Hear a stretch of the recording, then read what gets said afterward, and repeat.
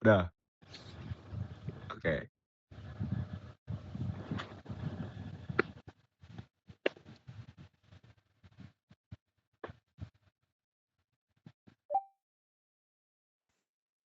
Ya, halo. Oh, Ya, jadi kelihatan nggak? aman Om. Ah, ini siapa aja nih? Ini ada teman-teman kelompokku, ada Juliet, ada Ranti, ada Felicia, ada Ya, Maritza. Santi, Felicia, Marisa. Salam kenal, saya Iman. Salam kenal, Salam Kak. kenal, Kak. Salam kenal, Ya, Bapak. Salam kenal, Om. iya. Maaf ya, saya nggak bisa di Google Meet, jadi lewat HP. Jadi bisa sambil meeting karena saya mau ketemu orang lagi, takut nggak sempet. Mungkin tadi bawa laptop sih teman, tapi takut nggak sempet saya ketemu orang, jadi mohon maaf saya jadi lewat telepon. Ya nggak apa-apa Om.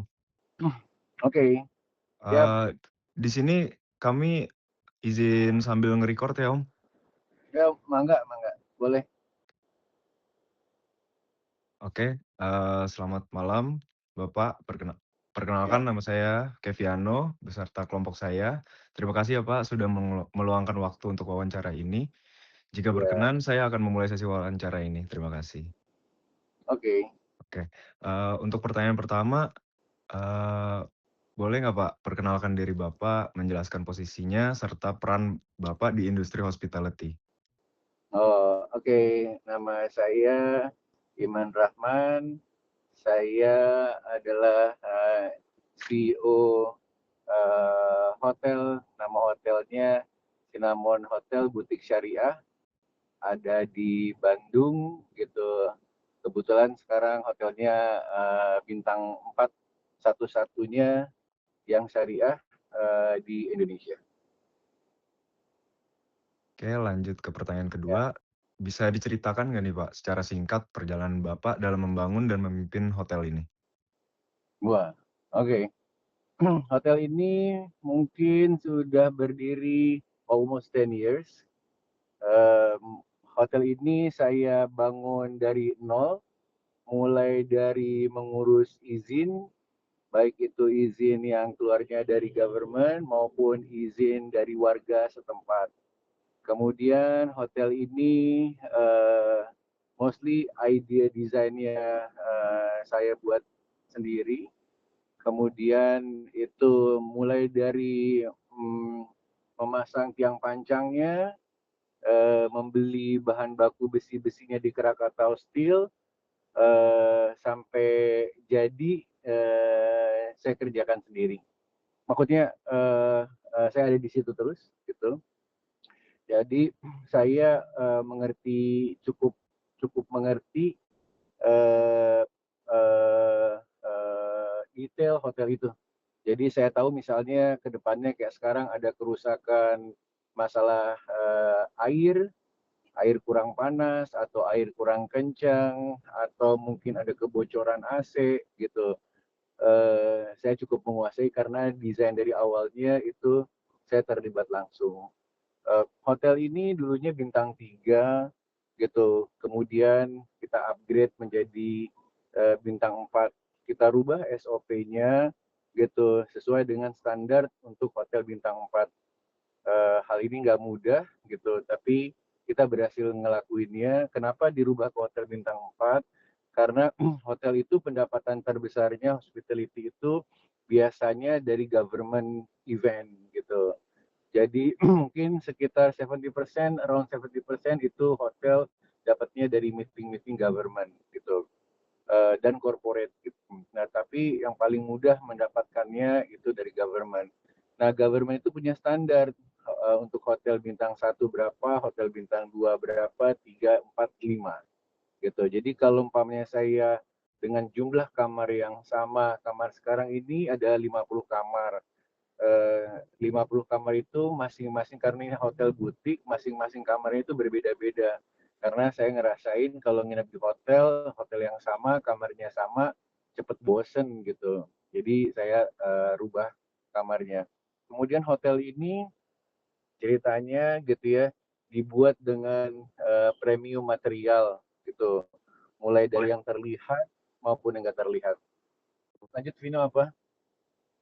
Akan dilanjuti oleh teman saya. Oke, silakan. Sebelumnya izin melanjutkan ya Bapak. Ya, Untuk pertanyaan selanjutnya itu, untuk visi Bapak di hotel ini itu, bagaimana dan bagaimana cara Bapak untuk memastikan visi Bapak itu tetap sejalan dengan mohon maaf sebelumnya, bagaimana Bapak memastikan visi tersebut tetap sejalan dengan hotel Bapak? oh iya. Ini namanya siapa? Sebelumnya perkenalkan saya Ranti, Pak. Oke, ya berarti visi saya karena hotel saya itu memasuki niche market gitu ya. Saya visinya itu ke syariah. Pasti semuanya berhubungan dengan yang berbau syariah. Kalau sekarang mungkin dikenal namanya Muslim friendly ya, gitu ya.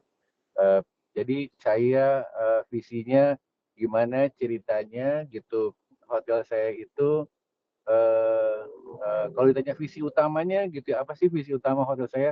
Visi utama hotel saya adalah bagaimana caranya hotel ini bisa bermanfaat buat banyak orang dan bagaimana caranya hotel ini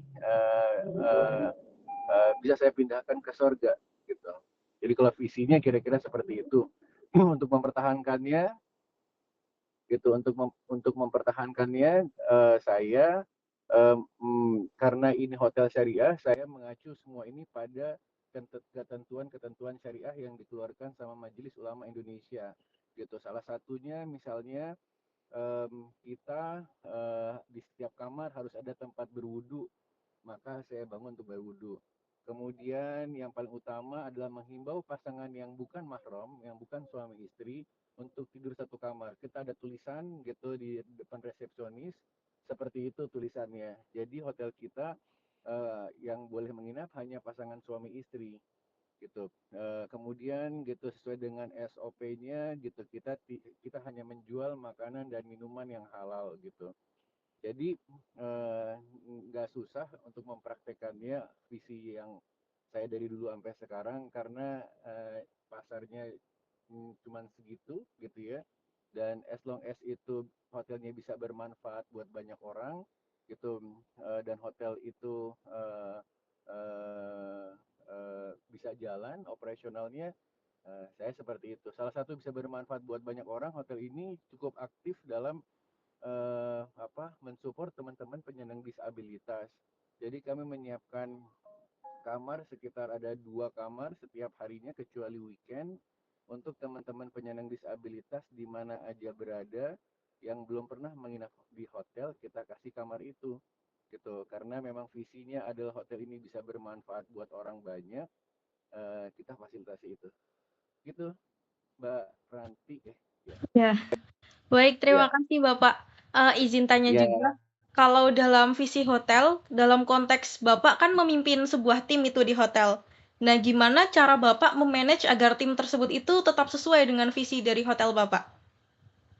Oh iya, sebenarnya hotel itu pasti ada orang yang tertinggi, namanya itu GM gitu.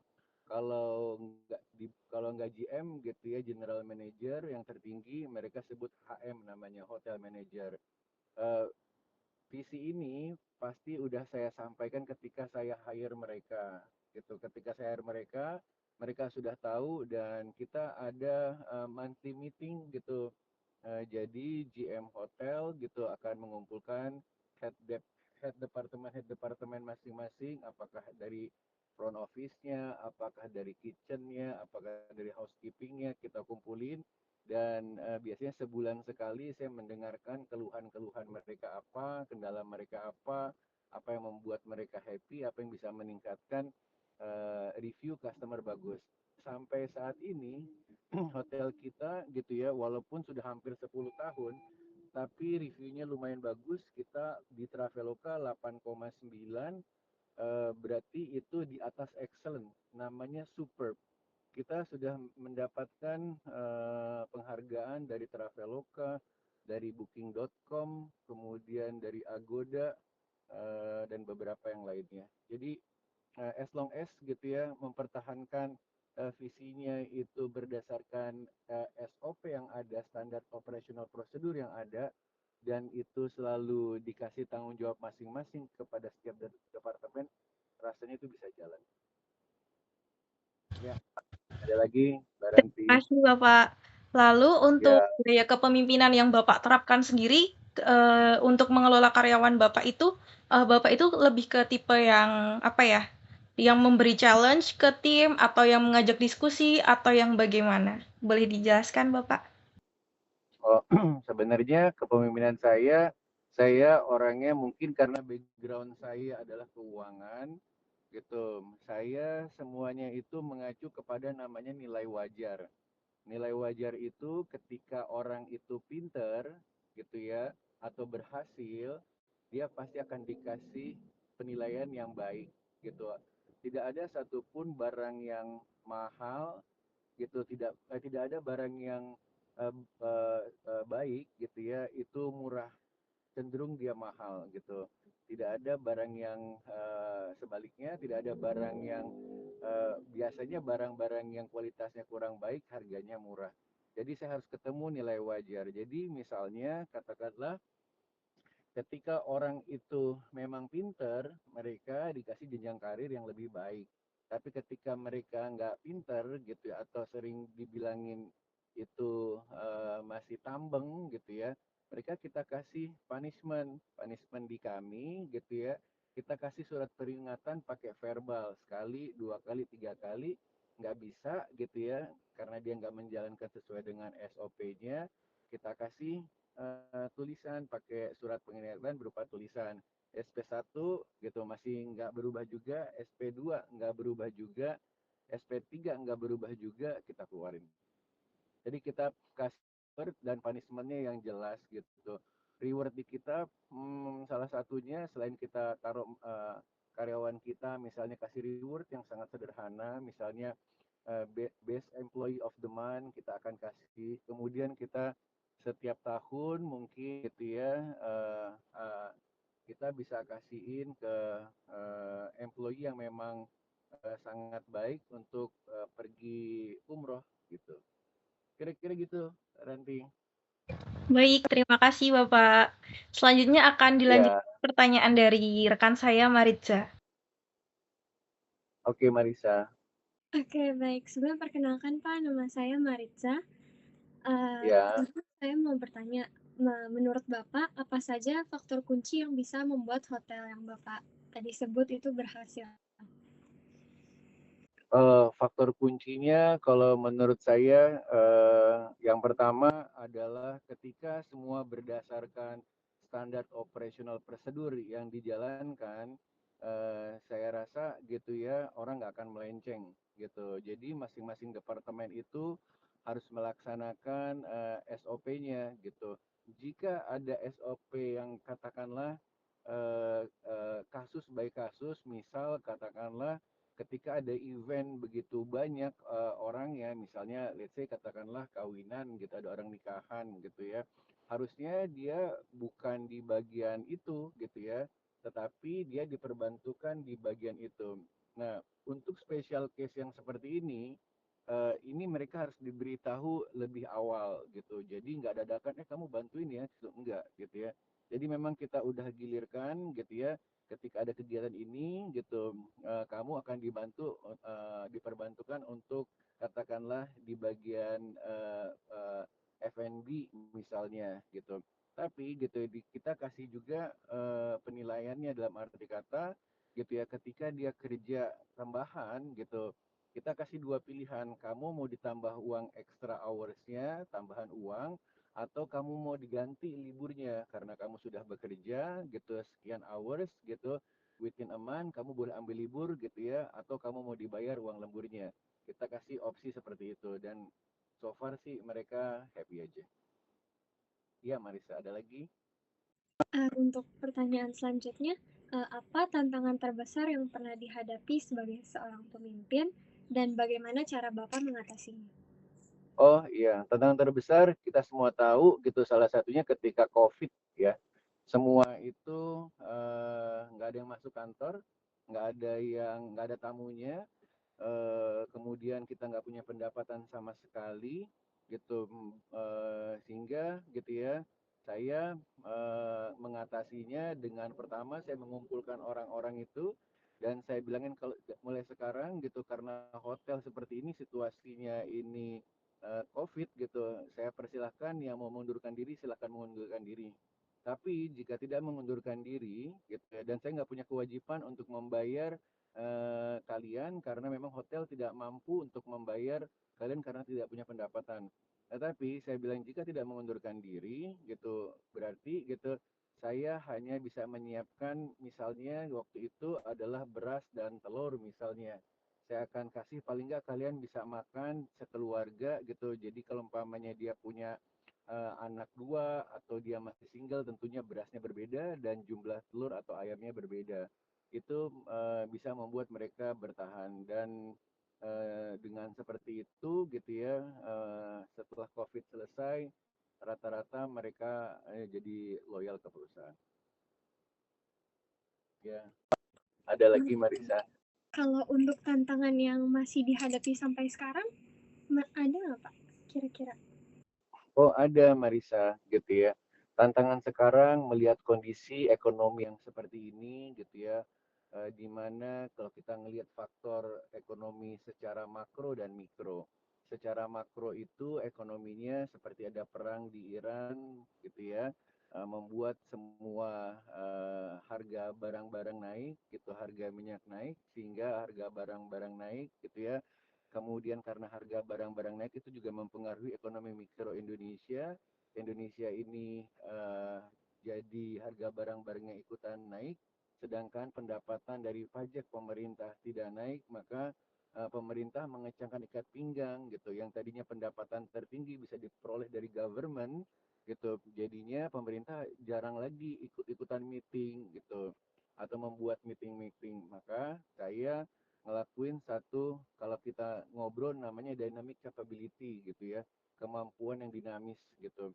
Jadi saya harus mikirin gimana caranya gitu ya ketika ini orang pemerintah government itu sedikit meetingnya, saya bagaimana caranya melakukan efisiensi, yang kedua saya melakukan satu kegiatan meeting yang tidak rely on dengan government. Misalnya gitu ya, kondisi ekonomi yang seperti ini gitu orang tetap melakukan pernikahan gitu. Jadi kita switch yang tadinya kita ke government gitu, kita switch banyak mencari orang salesnya itu ke acara-acara pernikahan gitu. Jadi bisa mendapat tambahan seperti itu. Yang kedua gitu ya, karena hotel kita itu ada niche market gitu ya, hanya lebih mensasar customer yang syariah gitu. Jadi mereka kan sering ngelakuin umpamanya pengajian-pengajian dengan yang orang-orang itu. Nah, kita kebetulan karena hotel kita ini cukup premium hotelnya gitu, kualitas dari mulai luasan kamar, kualitas tempat tidur, kualitas kamarnya kita menggunakan wallpaper semua dari Italia, kemudian semua kamarnya karpet, semua tempat tidur semua kamar mandinya itu marmer bukan keramik, sehingga kita mempunyai quality yang bagus untuk menjamu tamu-tamu yang medium up ceritanya, sehingga mereka tetap bisa stay tempat kita. Itu kira-kira Marisa. Baik, terima kasih Pak. Untuk pertanyaan selanjutnya akan dilanjutkan oleh rekan saya Felicia. Iya, silakan Mbak Oke, Felicia. halo Pak, saya Felicia. Saya mau Ya, Felicia. bertanya, bagaimana cara Bapak memotivasi karyawan Bapak, terutama saat menghadapi situasi sulit seperti karyawan Bapak mungkin misalnya burnout dan lain-lain seperti itu, Pak? Pinter banget pertanyaannya. Ini kejadian gitu ya.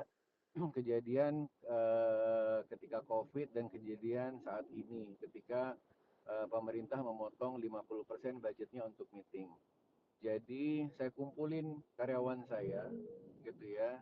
Saya kumpulin semuanya seperti pokoknya nggak ada batas, dalam artinya semua saya kumpulin dalam satu ruangan ballroom gitu ya. Jadi bukan hanya pimpinannya tetapi seluruh karyawan. Kemudian saya ngobrol gitu ya. Saya ngobrol dengan mereka gitu ya. Saya ngobrol dengan mereka bahwa situasi di depan ini akan terjadi badai, saya bilang. Di depan ini akan terjadi badai. Kalau umpamanya kita nggak siap-siap, kita punya perahu gitu. Perahu kita mungkin nggak sempurna saat ini, masih ada bocor kiri, bocor kanan, atau perahu kita ini gitu harus ditambah kayu-kayu di sampingnya sehingga ketika ada ombak besar kapal kita nggak terbalik gitu ya. Maksud dari saya bilangin ke mereka bahwa ayo kita sama-sama kerja keras karena depan ini ada badai. Kalau yang nggak mau kerja keras, saya kasih pulpen sama kertas di depan mereka, gitu. Silakan ngajuin surat resign, gitu ya. Saya akan kasih gajinya ketika mengundurkan diri sesuai dengan ketentuan dari ketenaga kerjaan, gitu. Jadi biasanya kalau mereka resign, paling tidak mereka akan mendapatkan 1 bulan gaji. Cuman gitu ya, ketika saya bicara seperti ini gitu, tidak ada satupun yang mau resign. Karena saya bilangin gitu, nanti kalau umpamanya kita kan di hotel itu ada service charge ya gitu. Jadi yang dikejar karyawan hotel biasanya service charge-nya, karena service charge-nya di hotel itu biasanya cukup besar, di kita juga biasanya cukup besar gitu. Jadi rata-rata even yang terkecil misalnya katakanlah security gitu ya, di hotel kita gajinya pasti di atas UMR gitu karena ada service charge itu. Nah, dengan kondisi yang seperti ini, saya bilangin ke mereka bahwa ini tidak akan sama lagi seperti yang dulu. Mungkin bisa jadi kecil service charge-nya atau nggak ada gitu. Jadi saya bilangin dari awal kalau saya akan menghadapi hal seperti ini. Kalau kalian bisa bertahan, sama-sama bertahan, ayo kita bertahan sama-sama gitu. Cuman kalau nggak bertahan, kalau nggak bisa gitu ya, silakan tanda tangan surat resign di depan gitu. Dan saya akan kasih gajinya 1 bulan gaji. Dan ketika ditantangin seperti itu gitu ya, malah nggak ada yang mau gitu. Jadi mereka ngertiin bahwa sekarang kondisi seperti ini dan mereka tetap kerja dengan seperti biasa, dan sebagian malah lebih baik kerjanya karena tahu bahwa ini harus bahu membahu gitu. Karena saya bilangin, saya sebagai pimpinan di sini, di pundak saya ada puluhan orang yang saya panggul. Kalau di antara kalian ada gara-gara 1-2 orang gitu menyebabkan puluhan orang yang saya panggul ini kurang pendapatan ya gitu, saya mendingan let it go 1-2 orang gitu daripada saya harus memberikan yang sedikit kepada orang-orang yang saya panggul. Kira-kira itu sih, Baik, Felicia. Kak. Ya. Iya, izin melanjutkan. Kemudian bagaimana biasanya Bapak mengambil keputusan penting dan apakah tim dilibatkan dalam proses tersebut atau seperti itu? Oke. Dalam keputusan penting gitu, saya tidak pernah mengambil satu keputusan berdasarkan perasaan. Karena saya backgroundnya adalah orang keuangan, saya pasti ngumpulin data. Saya orangnya paling gak percayaan sama omongan orang gitu. Walaupun dia deket sama saya gitu, saya mesti lihat ada buktinya nggak gitu. Jadi ketika mau berbuat sesuatu gitu ya, saya pasti ngambil data dulu. Jadi saya mengambil data, misalnya katakanlah gitu ya, dari tim kitchen misalnya. Saya mau lihat gitu berapa food cost-nya tim kitchen gitu. Kenapa kita mesti merubah hal yang seperti ini gitu. Dari tim housekeeping gitu, berapa handuk yang hilang misalnya, atau berapa penggunaan cucian yang ada di housekeeping gitu. Apakah kita bisa melakukan efisiensi apa enggak? Jadi saya kasih tahu di depan itu ada badai dan kita mesti ngapain gitu ya, dan kita ngomongin satu-satu dan semua berdasarkan data gitu. Termasuk misalnya katakanlah oke, sekarang kalau sepi misalnya gitu ya, bagaimana cara mendapatkan pendapatan atau other income. Saya bilang kondisi sekarang semuanya itu sudah mengacu kepada online digital platform gitu. Jadi saya ajarin mereka gitu ya, bagaimana supaya kita bisa jualan lewat TikTok misalnya dari makanan gitu. Dan saya bilang gitu, saya kasih reward sedikit jika ada karyawan yang bisa menjual dari TikTok gitu ya, akan dikasih sedikit reward berupa uang gitu ya, karena dia berhasil menjual itu. Jadi saya karena orang keuangan mungkin gitu ya, saya lihat umpamanya katakanlah jika saya jualan lewat Traveloka gitu ya, saya akan dipotong sekitar 23-25%. Jadi karena daripada saya kasih ke Traveloka yang saya nggak kenal gitu ya, mending saya kasih ke karyawan saya. Jadi saya offer itu, kalau kalian bisa jualan gitu ya, saya kasih ke kalian sekian gitu ya, eh, sesuai dengan yang di Traveloka gitu. Jadi eh, eh, saya bagi gitu ya, antara ke customer gitu ya. Jadi dari 20, let's say katakanlah 23% gitu ya.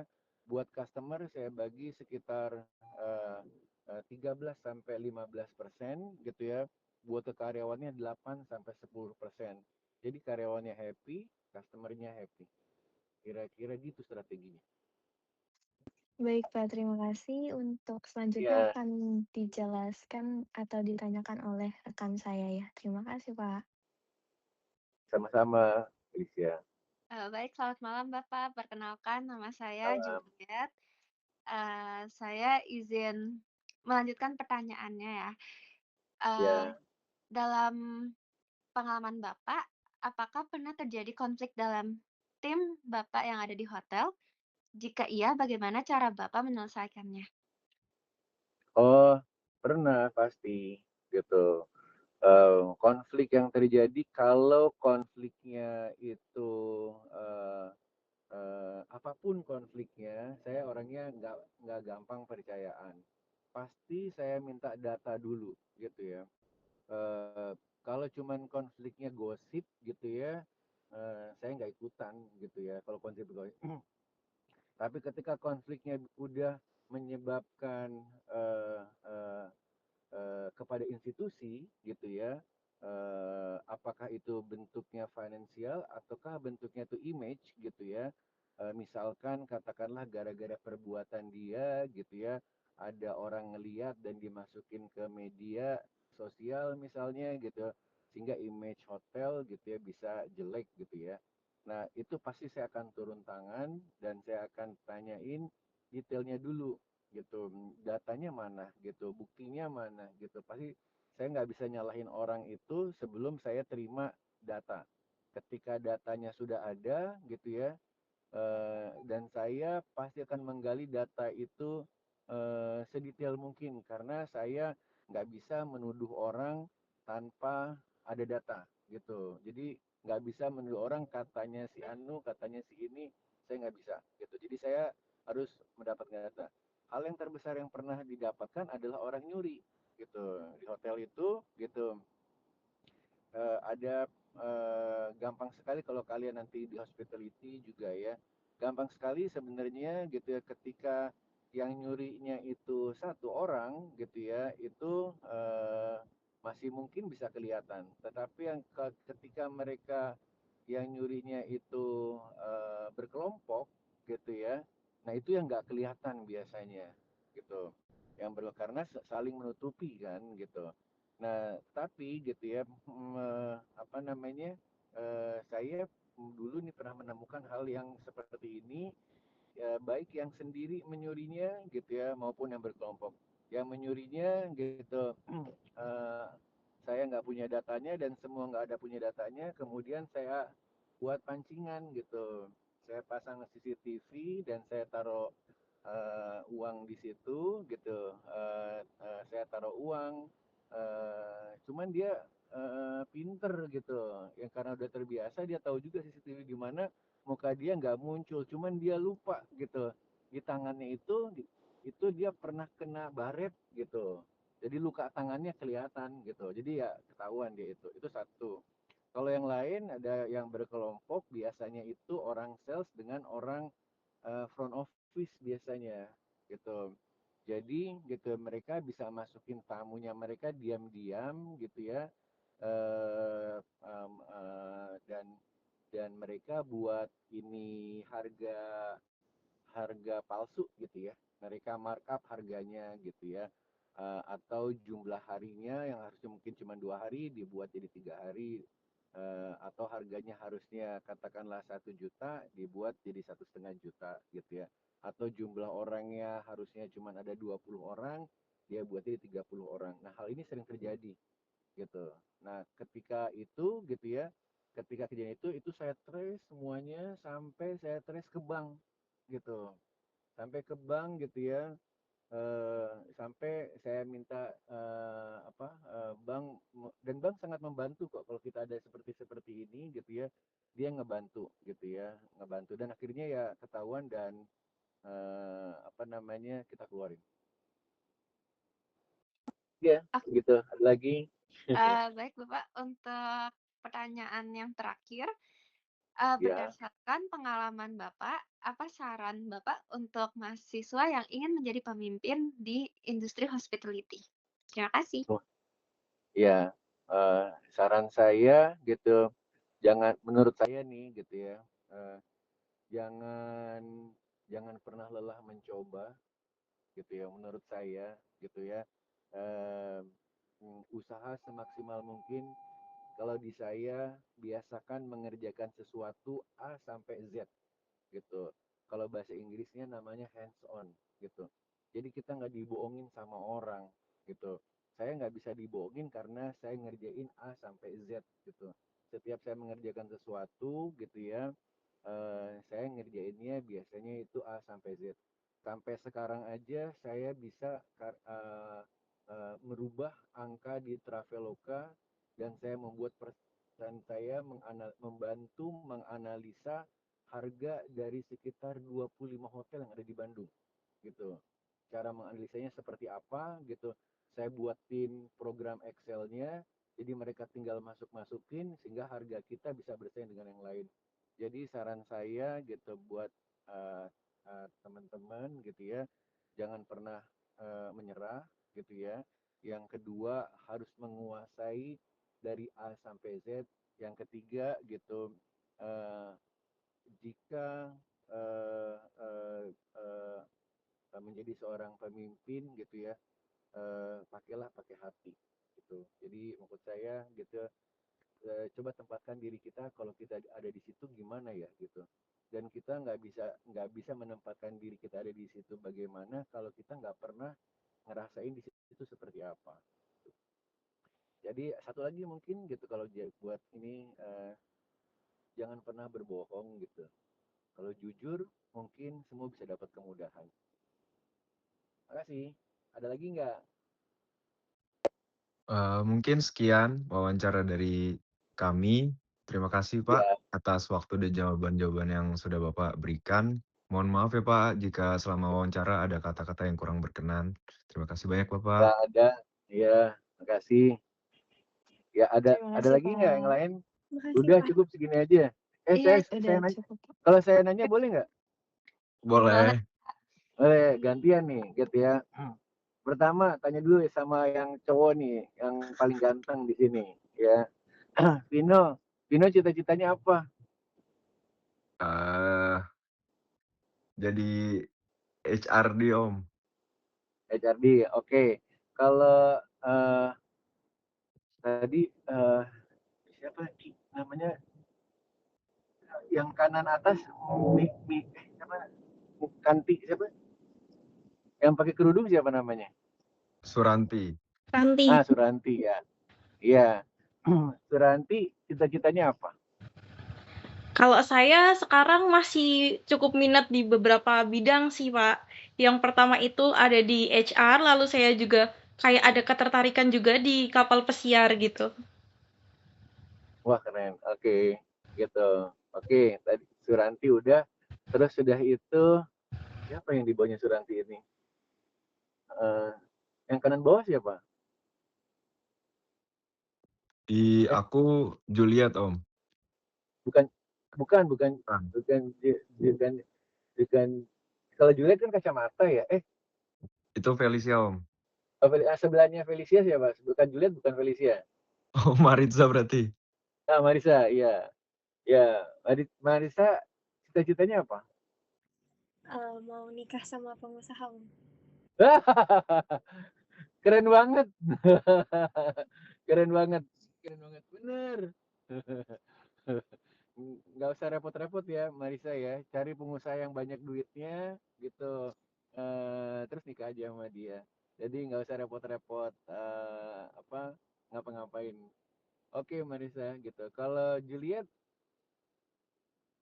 Kalau saya pengen jadi businesswoman, Om. bisnis woman-nya pengen jadi apa?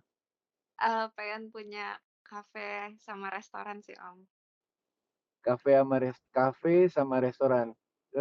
Kafe sama restoran itu kayak coffee shop atau restoran yang western atau yang kayak lokal gitu.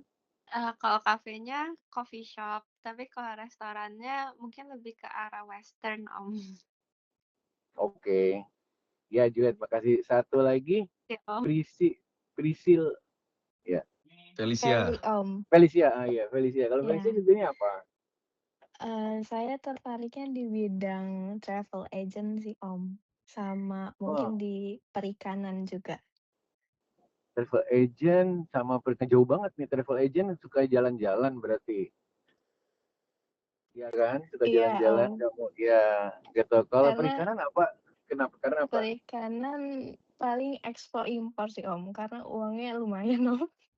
Oh, uangnya lumayan. Ya, ya. Kalau ekspor impor perikanan, Om juga punya pabrik di Jepara. Om ekspor ke Amerika, ke Middle East, kemudian ke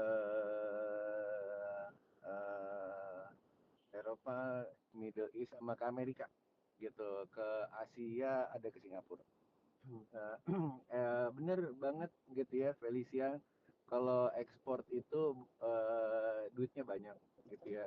Sebenarnya kalau dibandingkan dengan hospitality gitu, eh, jauh lebih banyak ketika kita punya pabrik yang bisa melakukan ekspor sebenarnya gitu. Apa namanya? Tapi nggak mudah gitu. Tapi ya seru. Oke. Ada lagi yang lain nggak yang mau tanya? Kalian ngomong-ngomong ini semuanya selesainya kapan ya? Selesai apanya, Om? Selesai sekolahnya? Tahunnya, tahun lulusnya. Tahun lulusnya iya. Tahun lulusnya 2028 kalau misalnya tepat waktu. Oh, 2028. Oh, ya. Eh, bentar lagi sih, gitu 2028. Ya udah, mudah-mudahan kalian sukses gitu ya. Jangan pernah berhenti mencoba gitu, jangan takut gitu. Dan saya yakin kan ini kan dari sekolah ini semuanya orang-orangnya pintar-pintar, pertanyaannya tadi aja saya bingung tuh jawabnya sebenarnya gitu. Ini saya rasa pertanyaannya luar biasa semua gitu. Udah itu aja dari saya. Saya juga minta maaf kalau ada kata-kata yang salah atau jawaban yang kurang berkenan. Uh, dan kalau kalian di sini mau cobain ke Cinnamon Hotel gitu, saya kasih free semuanya. Tinggal diatur kapan nama Vino kalau mau nginep di situ. Terus kalau kalian mau jalan-jalan ke Jepara, mau lihat furniture gitu ya, nanti Om fasilitasi. Ya, udah. Oke. Om, Ya, terima Terima kasih. kasih, Terima kasih banyak, Om. Om. ya, baik. Selamat malam. Malam, Saya Om. izin duluan. Malam, Om. Ya. Aman.